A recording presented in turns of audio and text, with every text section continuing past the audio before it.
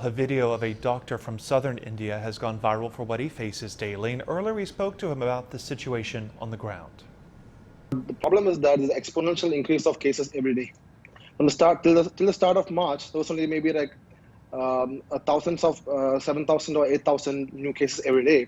But ever since the election got over, but now look at it, there are like 35,000 to 39,000 cases per day in Kerala. A lot of students in their third, fourth, or fifth year of their studies of medicine are forced to join the fight against COVID. I don't blame that because we need the help, all the help we can get. But I hope the government can do a bit more in helping these said students in the hour of need. In the last 1 week or two, we have like increased the testing to in a large scale.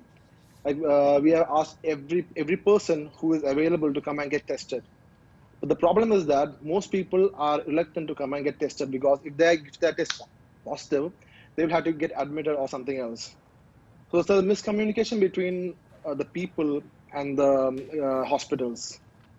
And by the cases I've seen, even if there is a single case of COVID-19 in a family, and the other relatives, other family members are also having symptoms, we usually do not test the other family members. We usually test the person who showed the symptom in the first place, and we advise them to do home quarantine.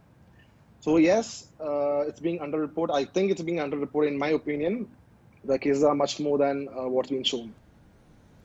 Let's continue this discussion with Professor Wu Zhiwei, a public health expert from Nanjing University's medical school, joins us now via Skype. Professor, good to have you with us on the show. So, business groups in India are calling on the government to implement the strongest national steps, including possibly a nationwide lockdown. From your perspective, what do you think needs to be done to bring this under control? Well, I think this is very, very critical that the government needs to develop a national integrated dealing with the pandemic.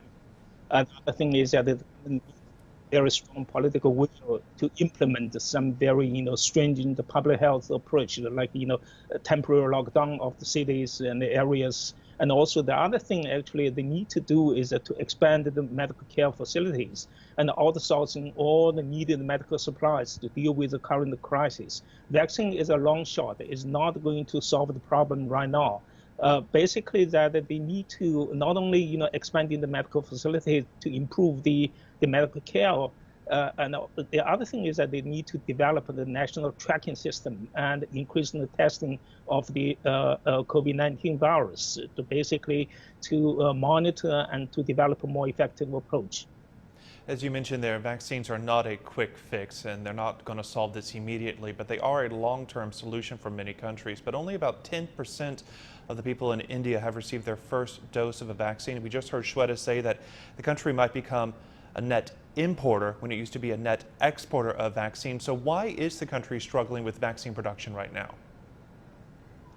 Well, India produces about 60% of the global COVID-19 vaccines, but most of them actually are outsourced for other commercial companies and the countries. So there are quite a limited numbers of doses available to Indian to use. The other thing is that the Indian government, this is a situation reflects the failure of the leadership in the Indian government, that they're rolling out the vaccine program rather late and quite slowly. If you look at the national vaccination rate, actually in many of the areas and cities are rather low, actually much lower than 10%. Some areas are just below 1%. In a few cities like West Tripura and non-Tripura, and those cities actually have more than 10%.